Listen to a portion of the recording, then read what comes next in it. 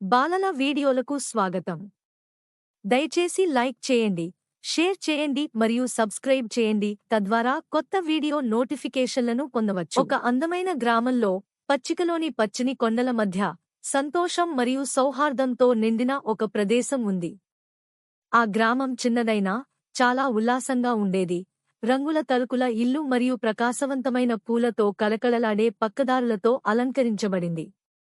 ప్రతి ఉదయం పక్షుల కిలకిలారావం మరియు చెట్ల మధ్య నుండి ఆత్మీయంగా వీచే గాలి ధ్వనులతో గ్రామస్తులు మేల్కొంటారు.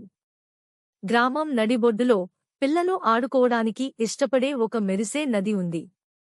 వారు చల్లని నీటిలో అల్లరిగా ఆడుతుంటారు, రాళ్లు గుక్కిలివేస్తూ నది ఒడ్డు వెంట పరిగెడుతుంటారు. గ్రామం చుట్టూ ఉండే పొలాలు ఎల్లప్పుడూ జీవంతో నిండిపోయి ఉండేవి. ఆవులు మేత మేస్తూ పూల నుండి పూలకు విహరించే సీతాకోకచిలుకలు చక్కర్లు కొడుతూ కనిపిస్తాయి. ఒకరోజు ఒక పర్యాటక కథ చెప్పేవాడు ఆ గ్రామానికి వచ్చాడు. అతను పిల్లలందరినీ ఒక పెద్ద పురాతన వృక్షం కిందకు తీసుకువెళ్లి దూర ప్రాంతాల మరియు మాయాజాల ప్రాణుల కథలను చెప్తూ ప్రారంభించాడు.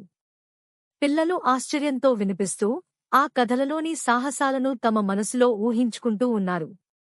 సూర్యుడు అస్తమించినప్పుడు గ్రామం ఒక స్వచ్ఛమైన బంగారు కాంతితో ముద్దాడబడింది, మరియు ప్రతి ఒక్కరూ ఆ కథకుడి చుట్టూ చేరి అతనికి కృతజ్ఞతలు చెప్పారు. ఆ రాత్రి గ్రామస్తులు ప్రశాంతంగా నిద్రపోయారు. అందమైన కథలు మరియు వారి చిన్న గ్రామం వెలుపల ఉన్న మాయాజాల ప్రపంచాన్ని కలగా కంటూ.